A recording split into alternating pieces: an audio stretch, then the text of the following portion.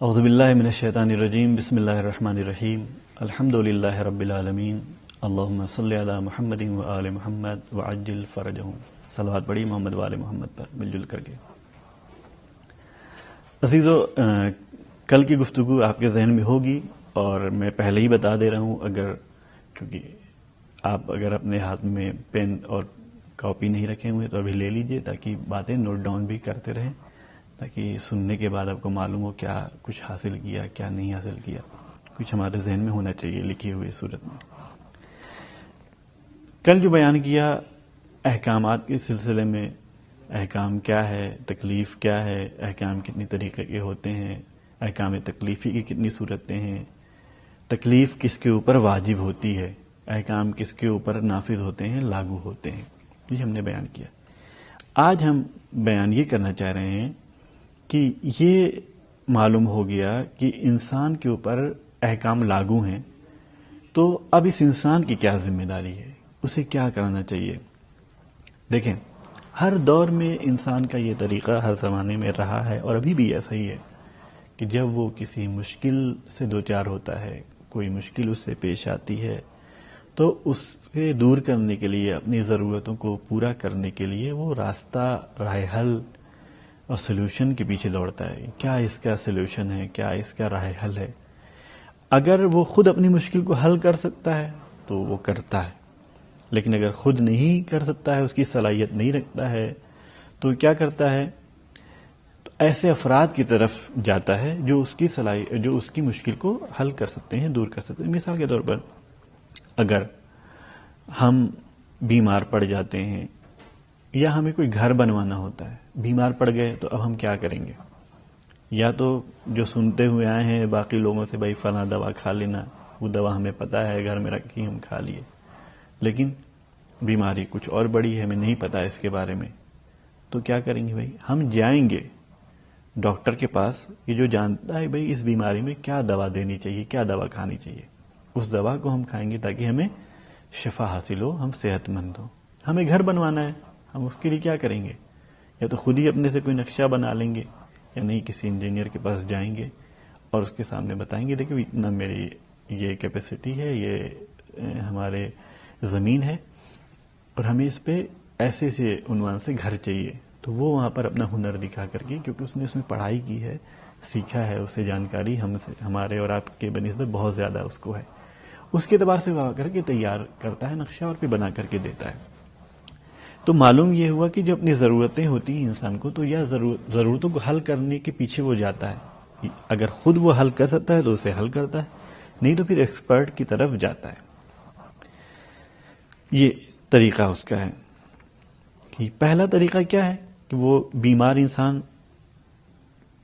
اب شرعی احکام جب انسان کے اوپر لاگو ہو جائیں تو یہ بھی اسی بیمار کی طرح ہے جسے دوا کی ضرورت ہے۔ تو اب یہ بیمار یا تو سب سے پہلے اپنے کو جا کے ڈاکٹر خود بنا لے، خود ڈاکٹر ہوگا تو اپنا علاج خود کر پائے گا، لیکن ڈاکٹر نہیں ہے تو کیا کرتا ہے، وہ ماہرین کے پاس جاتا ہے، ماہرین کے پاس جا کر کے وہاں پر علاج کراتا ہے، ڈاکٹر کے پاس جاتا ہے، اس سے پھر جو ہے وہاں پر جو نسخے ملتے ہیں اس کے ذریعے سے اس کے تھرو آگے بڑھتا ہے اور عمل کرتا ہے۔ لیکن ان دونوں راستوں کے بیچ میں ایک اور راستہ بھی ہے جو جاننا ضروری ہے۔ سب سے پہلی چیز یہ ہے کہ جو شخص بیمار پڑ رہا ہے وہ خود ڈاکٹر ہو تو اپنا علاج کر سکتا ہے، یا چھوٹی موٹی بیماری ہے تو اس بیماری کے لیے جو دوائیں بیان کی گئی ہیں ان تمام دواؤں کے بارے میں جانکاری رکھتا ہو۔ جیسے آج کل بہت سارے لوگ ہیں جو پڑھتے پڑھتے انہیں اتنی نالج ہو جاتی کہ یہ دوا اس میں کام آتی ہے، یہ دوا اس میں کام آتی ہے، یہ دوا اس میں کام آتی ہے، انہیں ایک خاص بیماری کے لیے جتنی دوائیں ہیں اس کے بارے میں معلوم ہوتا ہے۔ ہر چیز کو نہیں معلوم ہوتی، انہیں کچھ کو معلوم ہوتا ہے۔ تو اس چیز میں کیا کرتے ہیں، وہ ان دواؤں سے استفادہ کرتے ہیں، ان دواؤں کا اس کو استعمال کرتے ہیں، اپنی مشکل کو حل کرتے ہیں. یہ دوسرا راستہ ہے. تیسرا کیا ہے کہ انہیں اب ان کا علم وہاں پہ محدود ہے، ختم ہو گیا، اب اس سے آگے وہ نہیں کر پائیں گے، تو کیا کریں گے؟ اب جاتے ہیں ماہرین کے پاس، اور جو ایکسپرٹ ہیں ان کے پاس جاتے ہیں، اپنی مشکل کو حل کرتے ہیں. دینی مسائل بھی اسی طریقے سے ہے. دینی مسائل کو بھی جاننے کے لیے، دینی مسائل جب انسان پر لاگو ہو جائے تو وہاں پر کیا ہونا ہے کیا نہیں ہونا ہے، بالکل اسی طریقے سے یہاں پر عمل ہونا ہے جس طریقے سے میڈیکل سائنس ہمارے لیے ضروری ہو جاتی ہے. جیسے بیمار انسان کے لیے ضروری ہو جاتا ہے کہ یا وہ خود ڈاکٹر ہو، یا اسے بہت ساری دواؤں کا علم ہو اس بیماری کے لیے، یا پھر کیا ہے ماہر ڈاکٹر کے پاس وہ جا کر کے اپنا علاج کراتا ہو. لیکن اگر وہ نہ جائے تو کیا ہوگا؟ صرف اسے ایک دوا کے بارے میں معلوم ہو کہ یہ دوا فلاں سمٹمس میں دی جاتی ہے، لیکن اسے نہیں پتا کہ یہ دوا کس طرح سے نقصان بھی کرتی ہے، تو کب ہمیں نہیں دینا ہے. سائیڈ ایفیکٹ اس کا نہیں پتا کہ کب اسے نہیں دینا ہے. تو اسے ایک چیز پتا تھی، اس پہ عمل کر گیا تو یقیناً وہ جو ہے اور بیمار ہو جائے گا، یا ہو سکتا ہے چل بھی بسے. تو یہ سب موقع فراہم ہو سکتے ہیں. لہذا انسان کو عقل کا استعمال کرنا چاہیے کہ اگر خود ڈاکٹر ہے بھائی تو ٹھیک ہے، یا چھوٹی موٹی بیماری ہو اس کے بارے میں مکمل معلومات ہو تو اپنے علاج خود کریں، اپنا جو ہے اپنی ڈاکٹری دکھائیں، ورنہ جو لوگ اس کی پڑھائی کر چکے ہیں ان کی طرف مراجعہ کرنا چاہیے. دینی مسائل میں بھی اسی طریقے سے یا تو انسان خود مکمل طور پر دین کا علم حاصل کرے، یا اسے جو حکم شرعی اس کے سامنے درپیش ہوا ہے تو اس حکم جتنے بھی اس حکم کے بارے میں، اس مشکل کے بارے میں جتنے حکم بیان ہوئے ہیں ان تمام حکموں کو جانتا ہو. تیسرا راستہ کیا ہے کہ نہیں بھائی ہم خود تو نہیں نہ پڑھ سکے ہیں کہ پوری شریعت کا علم حاصل کر لیے ہوں، اور ہم اتنے یہ بھی صلاحیت نہیں ہے میرے اندر کہ آ کر کے ایک پرٹیکولر ایک شرعی مسئلے کے بارے میں جتنے حکم جتنے بیان ہوئے ہیں وہ سب آ کر کے سیکھ چکے ہوں. تو تیسرا راستہ کیا ہے کہ انسان مجتہد کی طرف رجوع کرے، جو دین اسلام کی شریعت کا علم رکھتا ہو، جو اس کا ماہر ہو، جو اس کا ایکسپرٹ ہو، اس کی طرف رجوع کریں گے. تو انسان یا خود مسئلے کو قرآن و سنت سے نکال سکتا ہو، جسے کیا کہتے ہیں اجتہاد. اسے کیا کہتے ہیں اجتہاد. انسان کے سامنے ایک مسئلہ پیش آیا، یعنی انسان اس کی طرح جیسے ایک بیمار انسان، ایک بیماری اسے لاحق ہو گئی، اسے ایک مسئلہ پیش آ گیا. اب وہ کیا کرے؟ یا خود جا کر کے قرآن اٹھائے، حدیث اٹھائے اور ان سے اس مسئلے کا جواب تلاش کرے، نکالے. یعنی خود میڈیکل سائنس پڑھے اور ایک ڈاکٹر بنے. یہ پہلا راستہ. دوسرا راستہ کیا ہے؟ احتیاط کرے. جس طرح سے ہم ایک بیماری کے بارے میں دیکھا تھا میں نے کہ کچھ دواؤں جو اس بیماری سے متعلق دوائیں تھیں، ان سب دواؤں کو، یعنی الگ الگ کمپنیز کی الگ الگ سالٹ کی دوائیں جو ہیں معلوم ہے کہ فلاں بیماری کے علاج میں کام آتی ہیں، ان تمام دواؤں کے بارے میں علم حاصل کر لیں. ایک راستہ یہ ہے، اسے کہتے ہیں احتیاط. یعنی ایک حکم شرعی کے بارے میں جتنے حکم بیان ہوئے ہوں، مثال کے طور پر نماز میں فلاں حالت میں نماز کیسے پڑھنی چاہیے، ٹرین میں نماز کیسے پڑھنی چاہیے، تو یا تو ہم جا کر کے شریعت قرآن و حدیث سے خود اس کا جواب تلاش کر لیں، مجتہد بن جائیں. یا کیا کریں؟ نہیں، جتنے بھی حکم شرعی لوگوں نے بیان کیے ہیں ٹرین میں نماز کیسے پڑھنے کے، ان سب کو جا کے پڑھ لیں کہ بھئی فلاں نے یہ کہا ہے، فلاں نے یہ کہا ہے، فلاں نے یہ کہا ہے، فلاں نے یہ کہا. ان تمام کو جانتے ہیں، پھر ان میں سے ایسا راستہ نکالیں کہ جس سے ہمیں یہ معلوم ہو کہ میں نے اپنی ذمہ داری ادا کر دی. اسے کہتے ہیں احتیاط. تیسرا راستہ کیا ہے کہ جو ایکسپرٹ ہیں اس لائن کے، ہم ان کے پاس چلے جائیں، ان کے جو ہمیں نسخہ دیں ہم اس پہ عمل کر لیں. اسے کیا کہتے ہیں تقلید. اب میرے خیال سے ایک عام انسان اور باشعور انسان اور سمجھدار انسان کے لیے بہت آسان ہوگا سمجھنا کہ تقلید کوئی غیر عقلی چیز نہیں ہے. انسان پوری زندگی میں یہ کرتا رہتا ہے، کرتا ہی ہے. اور آج کل کے دور میں تو ہر چھوٹی چھوٹی چیز میں تقلید ہوتی ہے. کہیں بھی لوگ کچھ بھی کام کرنا ہوتا ہے، معلوم بھی ہوتا ہے، تب بھی جا کر کے ایکسپرٹس کی طرف مراجعہ کرتے ہیں اور پھر مسئلے کو سیکھتے ہیں. تو یہ ہے تقلید. اجتہاد جیسا کہ میں نے بیان کیا، تھوڑا بہت آپ سمجھ گئے ہوں گے.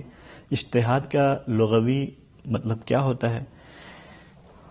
اجتہاد کا مطلب یہ لغت میں سے کہتے ہیں، ڈکشنری میں آپ جا کے دیکھیں گے تو اجتہاد کہتے ہیں کوشش کرنا. اسے اشتہاد کہتے ہیں. ٹرمینالوجی یعنی فقہی اصطلاح میں اسے کیا کہتے ہیں؟ یعنی جو مآخذ ہیں، جو سورسز ہیں شرعی احکام کے جاننے کے، قرآن حدیث، یا ان سے جا کر کے ان سورسز سے مسئلے شرعی کو استخراج کرنا، انہیں نکالنا، یہ کہتے ہیں اسے اجتہاد. مجتہد کون ہوتا ہے؟ مجتہد جو ہوتا ہے وہ شخص ہوتا ہے جس کے اندر حکم شرعی کو نکالنے اور استنباط کرنے کا سلیقہ آ جاتا ہے، جس کے اندر اس کا سلیقہ ہوتا ہے، صلاحیت ہوتی ہے، ملکہ ہوتا ہے، اسے مجتہد کہتے ہیں. اجتہاد حاصل کرنے کے لیے، اجتہاد انسان کو اپنے اندر پیدا کرنے کے لیے کیا کرنا ہوتا ہے؟ دیکھیں، صرف ہم انڈیکس اور فہرست کے طور پہ آپ کو بیان، آپ کے سامنے پیش کر رہے ہیں، بیان کر رہے ہیں، صرف آپ دیکھ لیں یہ ایک مجتہد کو کن کن علوم میں مہارت ہونی چاہیے. عربی علوم میں، عربی زبان، عربی لینگویج میں، یعنی اس کی جو گرامر ہے، اس کی جتنے بھی شعبے ہیں، صرف، نحو، معنی، بیان، یہ تمام چیزیں، لغت، اس کا جو ہے اس میں انسان کو عبور حاصل ہونا چاہیے، جس کا جانکار ہو جتنا اس کی ضرورت ہے. منطق یعنی لاجک، یہ انسان اس کا علم رکھتا ہو تاکہ صحیح فکر اور صحیح استدلال کر سکے، صحیح دلیلیں قائم کر سکے، صحیح ترک پیش کر سکے. ایسا نہیں کہ ہوا میں تیر چلائے، صحیح فکر کر سکے. اصول فقہ ایسا علم ہے جو فقہ کے لیے قانون ہے. فقہ جو شریعت ہے، اس کو سمجھنے کے لیے جو قانون ہوتا ہے، اس کا علم اس کے پاس ہو. رجال وہ علم ہے کہ جس میں انسان یہ سمجھتا ہے کہ جیسے کوئی راوی، آپ نے سنا ہوگا راوی نے کہا، تو جو راوی ہے کون ہے انسان بھائی، اس کا نام کیا ہے، کیسا انسان ہے، صحیح آدمی ہے، ماننی چاہیے اس کی بات، نہیں ماننی چاہیے، کتنا بھروسے مند ہے، ان تمام چیزوں کا جاننے کو رجال کہتے ہیں. قرآنی علوم اور تفسیر، یعنی آیات کے بارے میں، کیسی آیت ہے، کہاں نازل ہوئی ہے، کن حالات میں نازل ہوئی، اس کی تفسیر کا علم اس سے ہو. اس مسئلے کے بارے میں گزشتہ علماء نے کیا کہا، یہ جاننا اس کے لیے ضروری ہوتا ہے. بعض اوقات دوسرے فرقوں اور مذہب کے لوگوں کے فتوے اس سلسلے میں کیا ہیں، اس کا اسے علم ہو. اور پھر کیا ہے، احکام کے لیے مسلسل حاصل کرنے کے لیے مسلسل کوشش. تو کم سے کم اتنی چیزیں ایسی ہوتی ہیں جس میں ایک مجتہد کو مہارت حاصل ہونی چاہیے اور اس کو ان چیزوں کا علم حاصل ہو، تب جا کر کے وہ مجتہد بن جاتا ہے. احکام اسلامی کہاں سے نکالے جاتے ہیں؟ جیسے میں جواہرات نکالنے ہو تو ہم جاتے ہیں دریا کے اندر اور وہاں سے نکالتے ہیں. تو ہمیں احکام اسلامی کہاں سے نکالیں گے؟ سورسز کیا ہے دین احکام اسلامی اور شریعت کو حاصل کرنے کے سورسز کیا ہیں؟ اس کے 4 سورسز ہیں، نوٹ فرما لیں آپ. سب سے پہلا سورس قرآن ہے، کہ جو پیغمبر پر نازل ہوا ہے اور خدا کی وحی کا ایک مجموعہ ہے، وہ ہمیں وہاں سے لینا ہے. دوسرا سورس کیا ہے؟ سنت ہے. سنت یعنی معصومین علیہ السلام کے اقوال، یعنی جو انہوں نے کہا ہے، اور ان کے افعال یعنی جو انہوں نے کر کے دکھا دیا ہے، وہ ہمارے لیے سنت ہے. تیسری ان کی تقریر، جسے ہم کہیں گے فعل معصوم، قول معصوم، تقریر معصوم. قول معصوم، فعل معصوم یعنی ان کا عمل، تقریر معصوم یعنی ایسا کوئی کام کہ جو معصوم نے نہیں کیا ہے، نہ کہا ہے، لیکن ان کے سامنے کیا گیا، معصوم اس پہ خاموش رہے ہوں، یعنی رضایت ان کی رہی ہو، تو اسے کہتے ہیں تقریر معصوم. یعنی اگر غلط ہوتا تو معصوم روکتے ہیں، یہ غلط طریقہ، ایسا نہیں کرنا چاہیے تمہیں، تو اسے کہتے ہیں تقریر معصوم.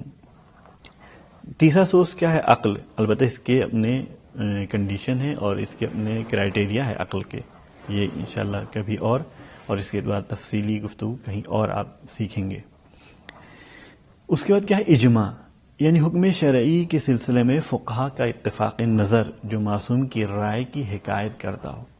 ایک وقت ایسا ہے کہ میرے پاس قرآن میں اس کے بارے میں حکم نہیں ہے اور سنت نہیں ہمارے سامنے پیش ہو سکی ہے، ہم اس تک نہیں پہنچ سکے ہیں، عقل ہماری ابھی صحیح ڈیسائیڈ نہیں کر پا رہی ہے. تو کیا ہے، ہم نے دیکھا کہ ایسا حکم شرعی کے بارے میں فقہا جو ہے اس پہ متفق ہیں، یعنی فقہا نے مل جل کر کے یہی حکم دیا ہے، سب نے عام طور سے یہی حکم دیا ہے. اس میں کچھ لوگ کو ہم پہچانتے بھی ہیں، کچھ لوگ کو ہم نہیں پہچانتے ہیں. تو ایسے اگر ہم سب کو پہچانتے ہیں، فلاں فلاں فلاں نے کہا ہے، تو یہ اجماع نہیں ہوا. لیکن اگر ہم بہت سارے ایسے اجماع ایسے ہوں جس میں یہ معلوم نہ ہو کہ سب لوگ پہچانے ہوئے نہ ہوں، تو جب نہیں پہچانے ہوئے ہوں گے تو وہاں پر یہ اندیشہ ہو سکتا ہے کہ جو ایک فرد وہاں پر ایسا ہو جسے لوگ نہ پہچانتے ہوں، ممکن ہے وہ امام معصوم رہے ہوں جنہیں لوگ نہ پہچان سکے ہوں.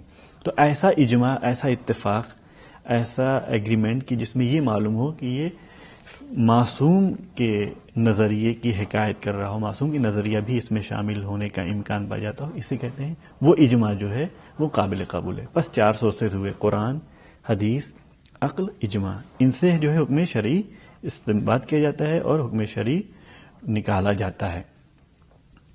اس کے بعد جو ہے میں نے گفتگو میں آپ کے سامنے یہ بات پیش کی تھی کہ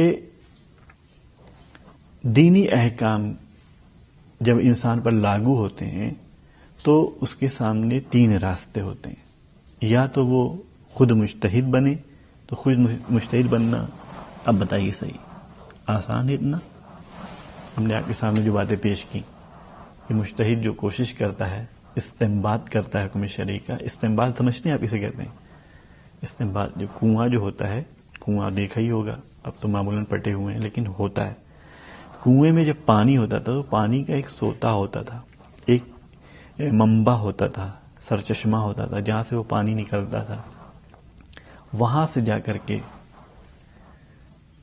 وہاں یعنی اتنی کھدائی کرے کہ وہاں جا کر کے انسان پہنچے اور پانی نکلے، اسے کہتے ہیں استنباط. حکم شرعی کا استنباط بھی یہی ہے، یعنی قرآن حدیث کے مجموعے میں، ذخیرے میں، ذخائر میں اتنا گھسے اور جا کر کے وہاں پر اپنے اس پرٹیکولر حکم کے جواب تک پہنچے، اسے نکال کر کے باہر لائے. یہ ہے اجتہاد.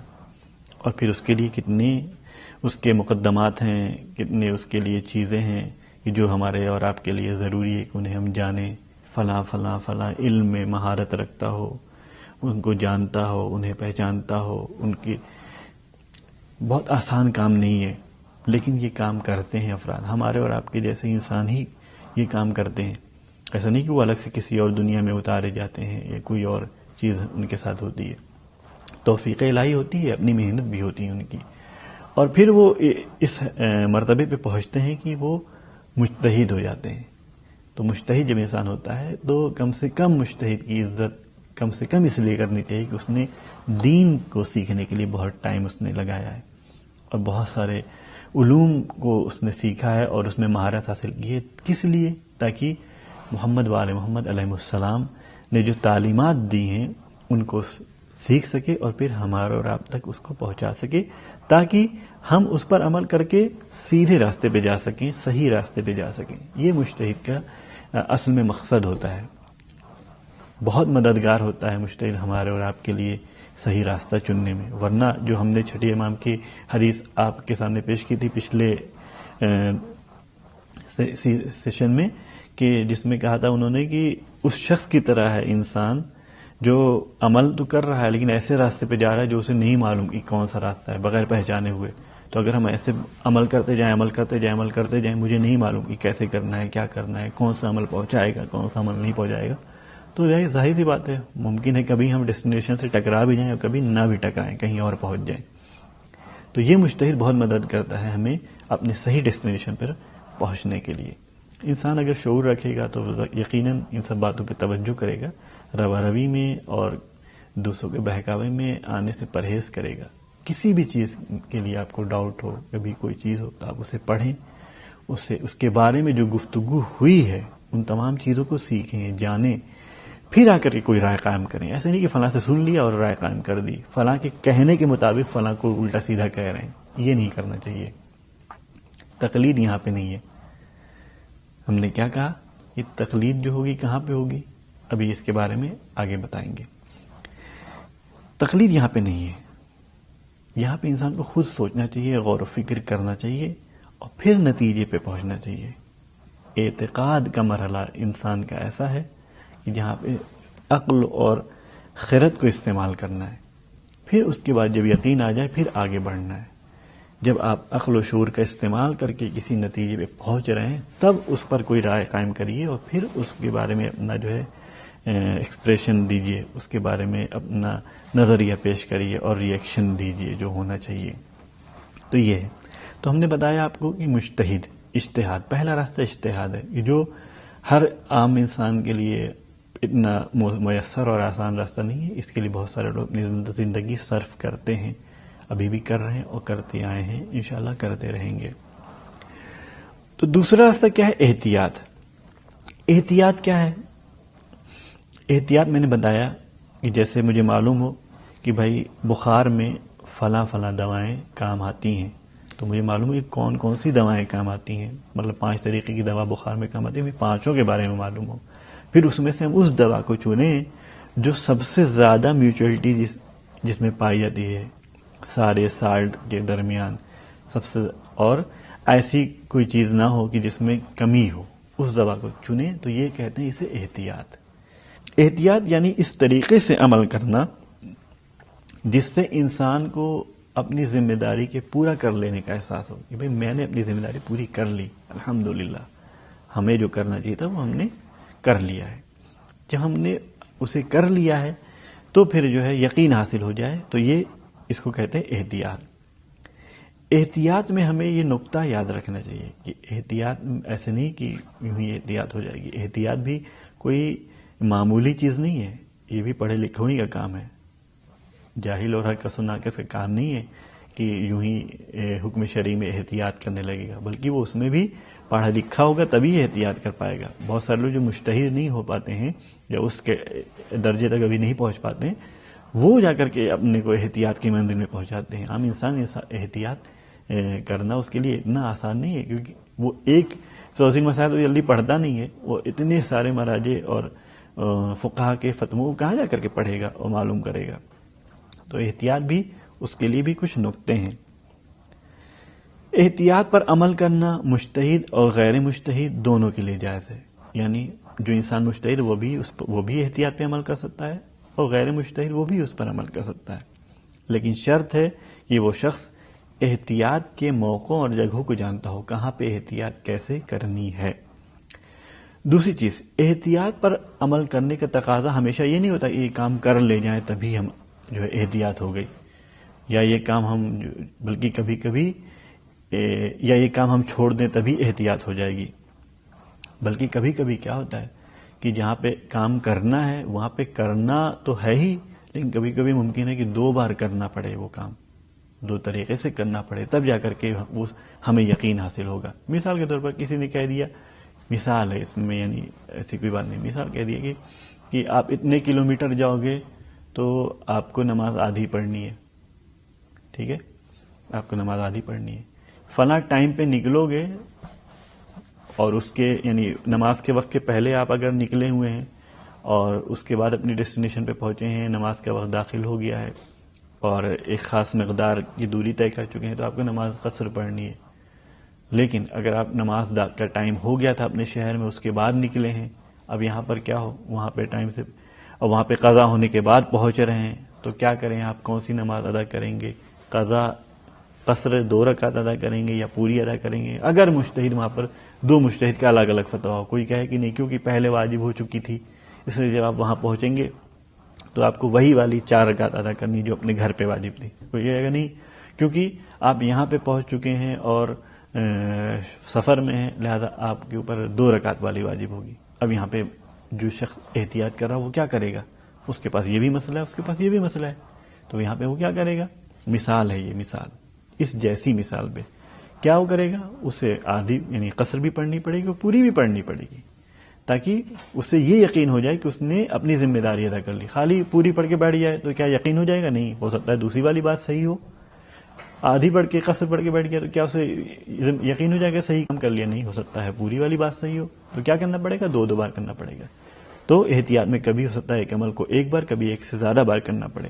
اسی طریقے سے جہاں پہ روکا گیا ہے کسی کام کو کرنے سے، وہاں بھی ہو سکتا ہے کہ انسان کو روکنے میں اگر مکلف جانتا ہو کہ ایک عمل حرام نہیں ہے، مثال کے طور پر جانتا ہے جس کے اوپر تکلیف شرعی ہے، جو شرعی حکم جس کے اوپر لاگو ہو رہا ہے، وہ جانتا ہے کہ یہ عمل حرام نہیں ہے ہمارے لیے، لیکن واجب ہے یا مستحب یا مکروہ.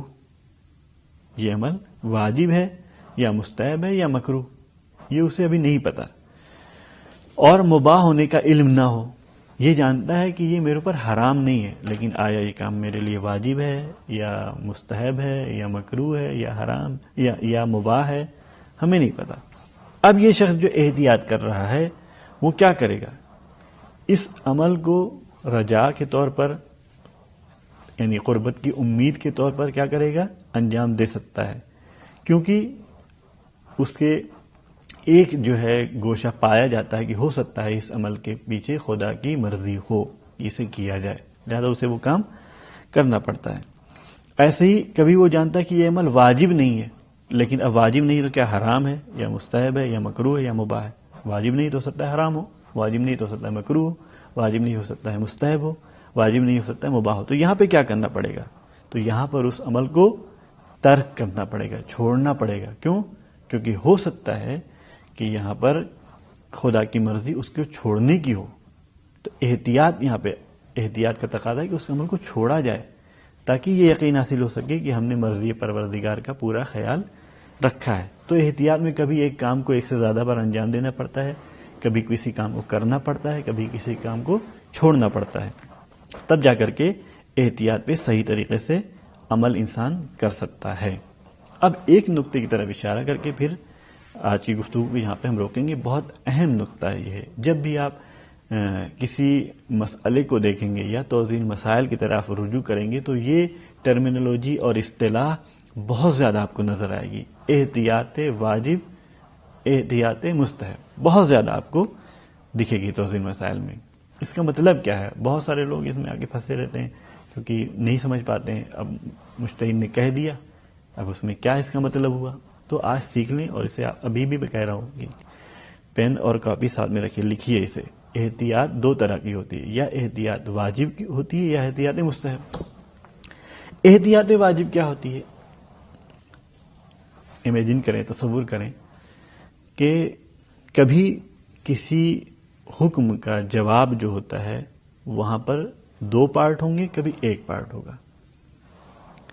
احتیاط کی صورت میں جہاں پہ احتیاط لفظ استعمال کرے گا مجتہد، وہاں پر جب ہم جائیں گے اس حکم کو دیکھیں گے تو وہاں پر یا اس کے دو پارٹ ہوں گے، یعنی ہم ایسا وہاں محسوس کریں گے کہ ہم دو پارٹ میں اس حکم کو بانٹ سکتے ہیں یا نہیں بانٹ پائیں گے۔ اگر صرف ایک پارٹ ہوگا، یعنی احتیاط کا تقاضا ہے کہ یہ کرو، دو پارٹ میں ہم نہیں بانٹ سکتے، یعنی وہ احتیاط واجب ہے۔ احتیاط واجب میں صرف ایک پارٹ ہوتا ہے، احتیاط واجب ہے کہ آپ یہ کام کرو۔ اس میں مجتہد کا اپنا نظریہ پہلا، یعنی دو نظریے نہیں ہوتے ہیں، یہ ایک نظریہ بھی دے، اپنا فتویٰ بھی دے، پھر احتیاط لگائے۔ مجتہد کبھی اپنا نظریہ پیش کرتا ہے اور پھر کہتا ہے احتیاط یہ ہے کہ ایسا کیا جائے۔ ایک وقت ہوتا ہے اپنا نظریہ نہیں پیش کرتا ہے، صرف کہتا ہے احتیاط یہ ہے کہ ایسا کیا جائے۔ تو جہاں پہ اپنا نظریہ نہیں پیش کرتا ہے، صرف احتیاط کو بیان کرے، اسے کہتے ہیں احتیاط واجب۔ احتیاط واجب میں انسان کو مجتہد اختیار دے دیتا ہے، یا تو یہ جو میں نے احتیاط کہا ہے اس پر عمل کرو، یعنی جو یہ میں کہہ رہا ہوں اس پر عمل کرو، یا کسی دوسرے مجتہد میرے برابر والے یا میرے بعد والے کی طرف جا کے رجوع کرو اور پھر اس کے فتوے پر عمل کرو۔ یہ ہمیں وہاں مجتہد ہمیں اختیار دیتا ہے۔ لیکن جہاں پر مجتہد دو پارٹ میں بات کو بیان کرتا ہے، اپنا نظریہ پہلے بتاتا ہے اور پھر اس کے بعد کیا کہتا ہے، احتیاط بھی لگا دیتا ہے، ایسا کرو، پھر احتیاط یہ ہے کہ ایسا کرو۔ یہاں پر اس احتیاط کو کیا کہتے ہیں؟ اس احتیاط کو احتیاط مستحب کہتے ہیں۔ اس میں ہمارے لیے دو راستے ہیں اور یہی دو راستے ہیں۔ وہ کیا ہے؟ یا تو ہم یہ مجتہد کے پہلے پارٹ پہ عمل کریں، یعنی جو اس کا نظریہ اس پر عمل کریں، یا جو احتیاط اس نے کہی اس پر عمل کریں۔ تیسرا راستہ نہیں کہ ہم آزاد ہو گئے جائیں پھر کسی مجتہد کے پاس پہنچ جائیں، نہیں، صرف یہی دو راستے ہیں۔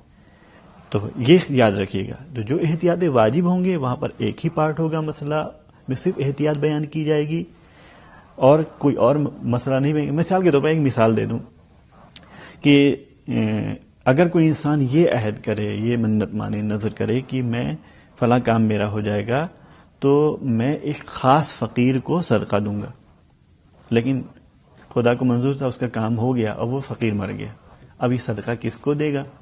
اس نے کہا تھا کہ میں فلاں کو صدقہ دوں گا، نظر کی تھی، اب یہ کس کو دے؟ کیا اس کے ورثہ کو دیں گے؟ کس کو دیں گے؟ فقیر کو صدقہ دیا ہے، فقیر کو تو کسی دوسرے فقیر کو صدقہ نہیں دیا جا سکتا، کیونکہ اس نے ایک خاص فقیر کے لیے نیت کی تھی۔ تو کیا کریں گے؟ تو یہاں پر مجتہد فتویٰ دیتا ہے کہ احتیاط کی بنا پر اس کے وارثین کو جا کر کے صدقہ دیا جائے گا. صرف ایک پارٹ بیان کیا, احتیاط کی بنا پر اس کے وارثین کو جا کر کے صدقہ دیں. یہ جو احتیاط واجب ہے. اب اس میں ہم کیا کریں گے؟ یہ جو ہمارے مجتہد نے کہا کہ اس کے وارثین کو جا کر کے صدقہ دو, ہم یا تو یہ کریں اس کے وارثین کو دیں, یا جائیں کسی دوسرے مجتہد کے فتوے کو دیکھیں وہ اس بارے میں کیا کہتے ہیں. یہ دو راستے. احتیاط مستحب کیا ہے؟ احتیاط مستحب یہ ہے کہ ہم غسل کے بارے میں جب گفتگو کریں گے تو وہاں پر ہمیں معلوم ہے غسل دو طریقے کا ہوگا, ایک ارتماسی ایک ترتیبی. تو غسل ارتماسی جو ہوتا ہے مختصر طور پر یہ بتایا جائے کہ پانی میں ڈبکی لگا کر کے یہ غسل ہوتا ہے. اب ڈبکی لگانے کے بعد کیسے غسل ہوگا؟ ایک بار جب نیت کر کے ہم پوری طرح سے پانی میں کود جائیں, ڈوب جائیں تو یہ غسل ہوگا, یا دھیرے دھیرے نیت کرتے ہوئے اندر جائیں تب بھی یہ غسل ہو جائے گا. تو یہ غسل ارتماسی کے بارے میں اگر کہ غسل ارتماسی کی نیت سے اگر دھیرے دھیرے ہم پانی میں اپنے بدن کو پورے طور پر ڈالیں, ڈبوئیں, تو اس کا غسل صحیح ہے. مجتہد کیا کہتا ہے؟ غسل ارتماسی میں اگر ہم دھیرے دھیرے اپنے بدن کو پانی میں کے اندر پہنچائیں تو غسل صحیح ہے, لیکن احتیاط یہ ہے کہ ایک دفعہ اچانک اور فوراً ایک بار میں اپنے بدن کو پانی کے اندر لے جائیں. اب یہاں پر دو بات, پہلے اس نے کیا کہی مجتہد نے؟ ایک بات یہ کہی کہ اگر دھیرے دھیرے بھی لے جائے تو غسل صحیح ہے. دوسری بات احتیاط لگا کے کیا کہی کہ اگر ایک بار میں لے جائے تو یہ بہتر ہے, ایک بار میں بدن کو پانی کے اندر پہنچایا جائے. تو دو باتیں یہاں پر ہیں. تو ان دونوں بات جہاں پر احتیاط بھی ہو پلس نظریہ بھی ہو, یہ احتیاط مستحب ہے. اب میرے پاس یہی دو راستے ہیں, یا ہم دھیرے دھیرے پانی میں اپنے بدن کو لے جائیں یا ہم ایک بار میں لے جائیں. کسی تیسرے راستے یعنی ہم کسی دوسرے مجتہد کی طرف جا کر کے رجوع کریں, اس کا اختیار ہمارے اور آپ کے پاس نہیں ہے. تو آج کی بحث ہم گفتگو کو یہیں روکتے ہیں. انشاءاللہ پھر کل آپ کے سامنے حاضر ہوں گے. صلوات پڑھی محمد و آل محمد پر.